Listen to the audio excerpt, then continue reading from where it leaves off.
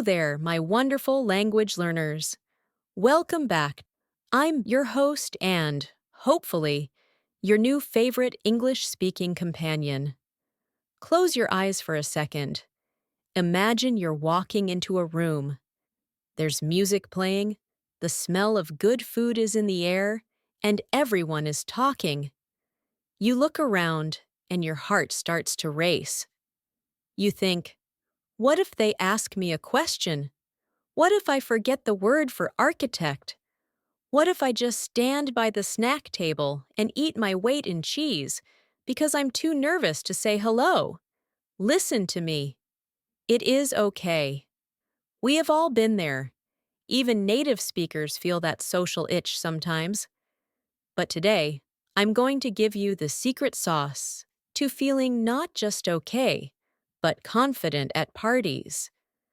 By the end of this episode, you won't be hiding behind the snack bowl. You'll be the one starting the conversation. Before we learn the words, we have to fix the software in our brains. Most English learners think a party is an exam. You feel like every person there is a teacher holding a red pen, waiting for you to mess up a verb tense. Newsflash! Nobody is there to grade you. People go to parties to connect, not to correct. If you say, I go to park yesterday, instead of, I went to the park, do you know what happens? Nothing. The earth doesn't stop spinning. The person you're talking to still knows you went to the park. They care about your story, not your grammar. Remember Ben's golden rule. Communication is about connection, not perfection. If you can get a message from your brain to their brain, you have won. You are a champion. High five! Now, let's get practical. How do you actually walk up to someone? You can't just stand there and stare at them. That's a bit creepy, right? Here are 3 simple hooks that work every single time. Number 1, the how do you know hook. This is the classic. It's the old reliable of party lines. Try saying, Hi, I'm Ben. How do you know the host? It's simple, it's easy, and it gives the other person a chance to tell a story. Number 2, the compliment hook. Everyone loves a compliment. It's like a little gift you give for free. I love your shirt. Where did you get it? Or, that's a cool watch. Is it a gift? Pro tip. Always follow a compliment with a question. If you just say, I like your shoes, and stop, it gets awkward. Ask a question to keep the ball rolling. Number 3, the food and drink hook. If you're stuck near the food, which is where I usually am, use it. Have you tried this dip? It's amazing. Or, what are you drinking? It looks refreshing. Let's try it together.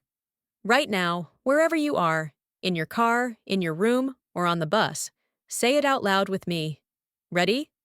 Hi, I'm Ben. How do you know the host? Beautiful. You sound like a pro already. Here is a secret that will make you very popular. People love to talk about themselves.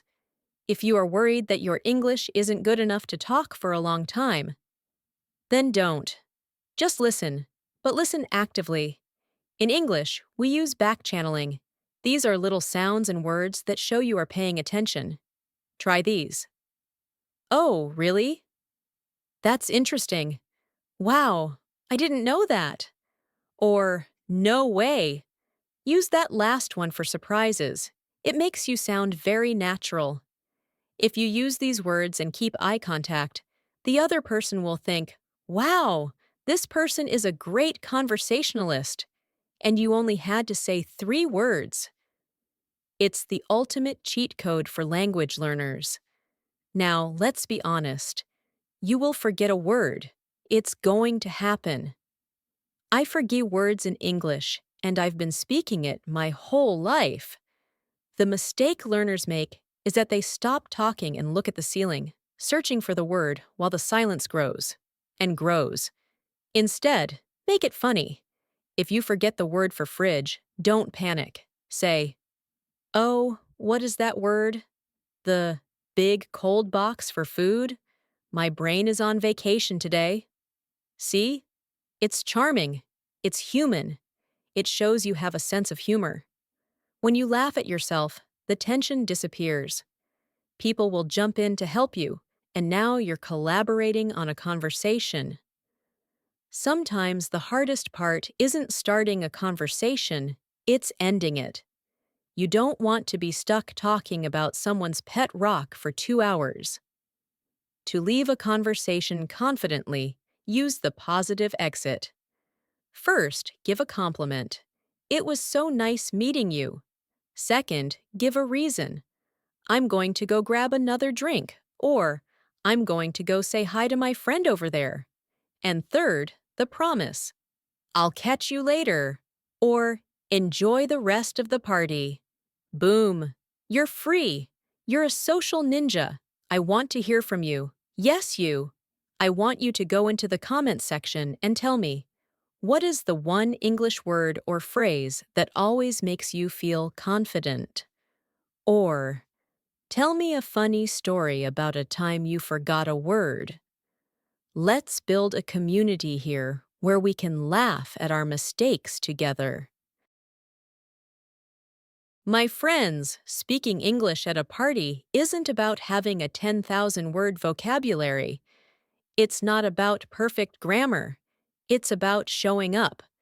It's about a smile, a hello, and the courage to be yourself in a different language.